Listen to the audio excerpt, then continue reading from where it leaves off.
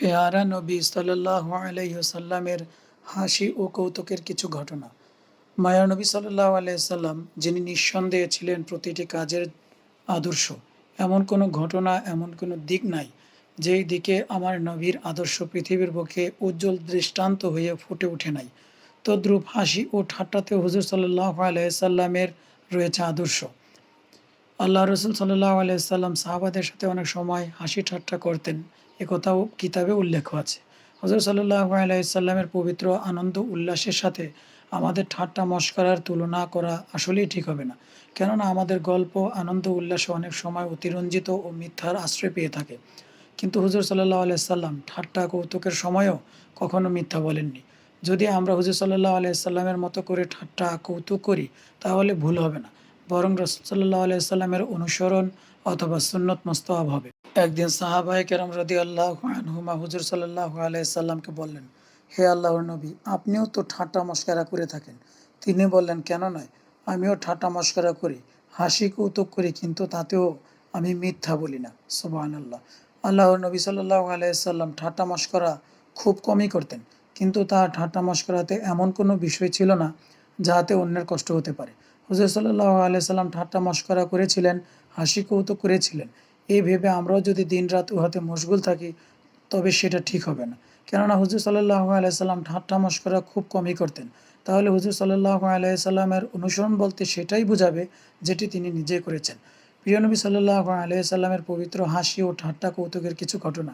একদিন এক বৃদ্ধা মহিলা প্রিয় নবী সাল্লাল্লাহু আলাইহি সাল্লাম এর কাছে এসে বলল, হে আল্লাহর নবী, আপনি আমার জন্য দোয়া করুন, আমি যেন বেহেশতে যেতে পারি। বৃদ্ধার কথার পর হুজুর সাল্লাল্লাহু আলাইহি সাল্লাম বললেন, কোনো বৃদ্ধা নারী জান্নাতে প্রবেশ করতে পারবে না। ওই বৃদ্ধা হুজুর সাল্লাল্লাহু আলাইহি সাল্লামের মুখে কথা শুনে অত্যন্ত কষ্ট পেয়ে কান্না করতে করতে ফিরে যাচ্ছিল। হুজুর সাল্লাল্লাহু আলাইহি সাল্লাম উপস্থিত সাহাবায়ে কেরামকে বললেন, যাও, এই বৃদ্ধাকে গিয়ে বলো, আল্লাহর রাসূলের বলার উদ্দেশ্য এই ছিল না যে পৃথিবীর বুকে যারা বৃদ্ধ সে জান্নাতে যাবে না, বরং জান্নাতে বৃদ্ধ যাবে না, জান্নাতে প্রবেশ করবে যুবতী হয়ে। সুবহানাল্লাহ। আল্লাহ তাআলা বলেছেন, আমি জান্নাতি রমণীদেরকে বিশেষ রূপে সৃষ্টি করেছি, তারা সেখানে চিরকুমারী থাকবে। অর্থাৎ হুজুর সাল্লাল্লাহু আলাইহি সাল্লাম এর কথার অর্থ হলো দুনিয়ার বৃদ্ধ মহিলাকে যুবতী করে জান্নাতে প্রবেশ করানো হবে। হযরত জাহাক বিন সুফিয়ান কেলাবী, যিনি ছিলেন অত্যন্ত বিশ্রী চেহারার একজন ব্যক্তি, একদিন হুজুর সাল্লাল্লাহু আলাইহি সাল্লাম কাছে আসলেন এবং ইসলাম গ্রহণ করলেন। এই সময় আয়েশা রাদিয়াল্লাহু আনহা পাশে ছিলেন। এই ঘটনাটি পর্দার আয়াত নাজিলের পূর্বের। জাহাক বিন সুফিয়ান কেলাবী নবী করিম সাল্লাল্লাহু আলাইহি সাল্লামকে বললেন, হে রাসূলুল্লাহ, আমার দুইজন স্ত্রী রয়েছে, তারা অত্যন্ত সুন্দরী, যারা দুজনই আয়েশা থেকে সুন্দরী। আপনি যদি চান আমি একজনকে ত্যাগ করিতেছি, আপনি তাকে গ্রহণ করুন। আয়েশা রাদিয়াল্লাহু আনহা তাকে প্রশ্ন করলেন, তোমার স্ত্রীরা বেশি সুন্দরী নাকি তুমি বেশি সুন্দর? জবাবে সে বলল, আমিই বেশি সুন্দর।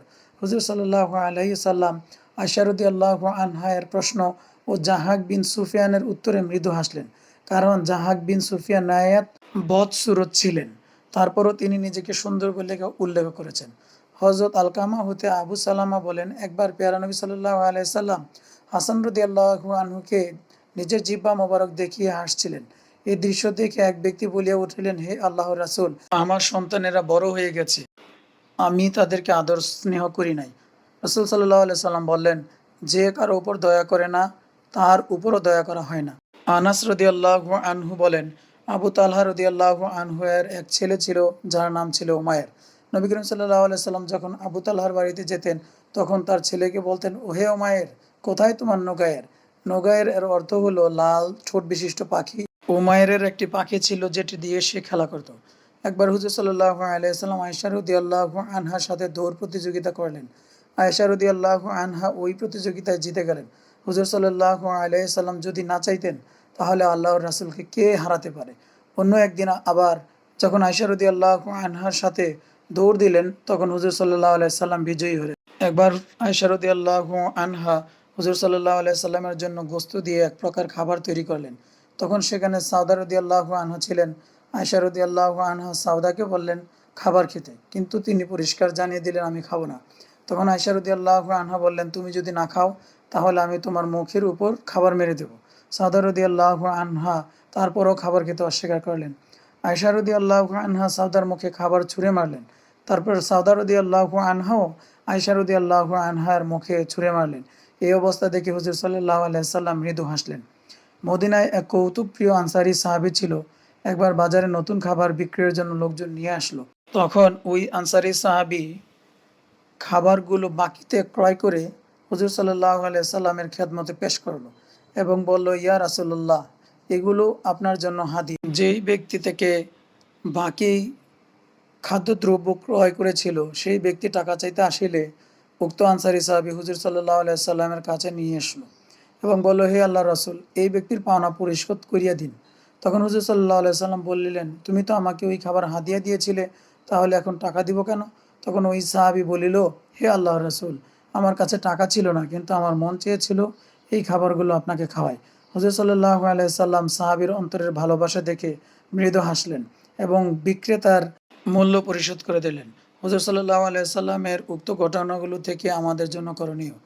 এই ছিল হুজুর সাল্লাল্লাহু আলাইহি সাল্লামের পবিত্র হাসি কৌতুকের। যদিও হাসি কৌতুক জায়েজ কথা এবং ঘটনার উপর জায়েজ আছে, তবুও এর মধ্যে সবসময় নিমজ্জিত থাকা কখনোই উচিত নয়। আল্লাহ আমাদেরকে বোঝার তৌফিক নসিব করেন। আমিন।